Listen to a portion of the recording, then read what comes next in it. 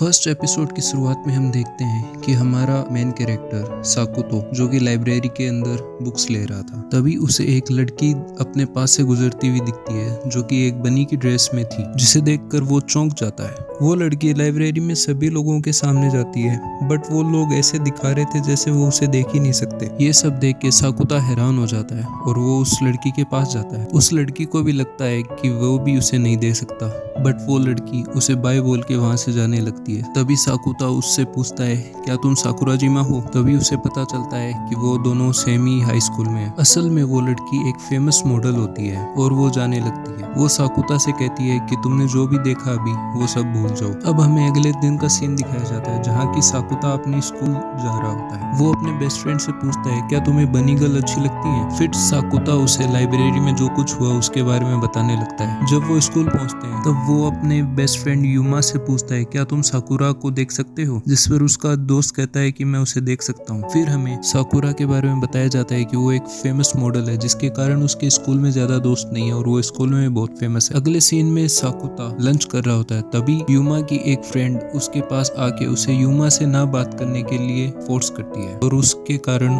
युमा की इमेज खराब हो रही है। जिसके बाद युमा की फ्रेंड साकुता को डांट के वहां से चली जाती है। जब साकुता स्कूल से घर जा रहा होता है, साकुरा को देखता है जिसे एक लड़का परेशान कर रहा होता है। वो लड़का बिना परमिशन साकुरा की फोटो लेने लगता है।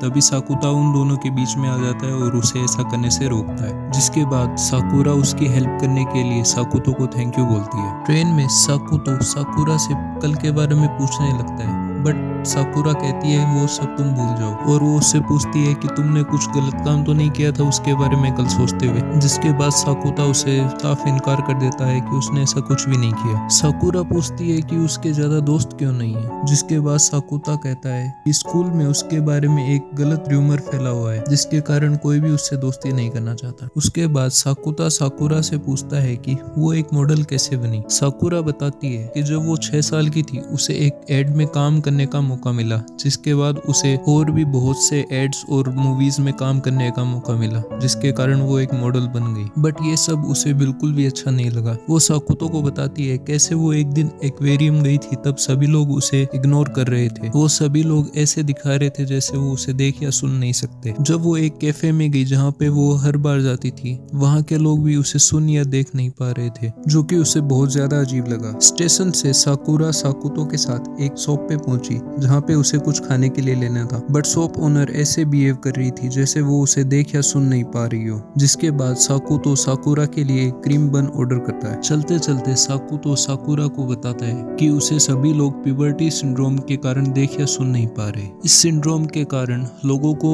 दूसरों का भविष्य दिखने लगता है या फिर उन्हें ऐसे लगने लगता है कि वो दूसरों के साथ बॉडी स्वाइप कर रहे हैं। किसी को नहीं पता ये सिंड्रोम कहाँ से शुरू हुआ था। और चलते चलते वो दोनों साकुता के अपार्टमेंट के पास पहुंच जाते हैं। जिसके बाद साकुता उसे अंदर आने के लिए इनवाइट करता है और साकुता साकुरा को कुछ दिखाना भी चाहता था और साकुता उसे अपने बेडरूम में ले जाता है। जिसके बाद वो साकुरा के सामने अपनी शर्ट उतारने लगता है, जिसे देखकर साकुरा बहुत ज्यादा डर जाती है। बट वो देखती है कि साकुता के चेस्ट पर एक बहुत बड़े पंजे का मार्क है। जिसके बाद साकुरा साकुतो के उस मार्क को छूने लगती है। जब साकुरा साकुतो के उस मार्क को छूती है तब साकुरा को बहुत मजा आता है, जिसके कारण साकुरा को गुस्सा आ जाता है। साकुता साकुरा को अपनी छोटी बहन के बारे में बताता है कि कैसे उसकी बहन को कुछ लोगों ने ऑनलाइन बुली किया, जिसके बाद उसके शरीर पे अपने आप ही चोट के निशान आ गए। और फिर साकुरा उसके बारे में पूछने लगती है कि उसके चेस्ट पे वो निशान कैसे आए। जिसके बारे में वो बताता है कि एक दिन जब वो सुबह उठा तो वो खून से पूरा लथपथ था, जिसके बाद उसे हॉस्पिटल में भर्ती किया गया। जिसके बाद स्कूल में उसके बारे में र्यूमर फैलने लगा। तभी साकुतो की छोटी बहन उसके कमरे में आ जाती है, जहाँ पे साकुरा को देख के वो बहुत ज्यादा चौंक जाती है। यहाँ पे हमें पता चलता है कि साकुता की छोटी बहन बहुत ज्यादा शर्मीली है और वो अनजान लोगों से बात करने में बहुत ज्यादा डरती है। जिसके बाद साकुता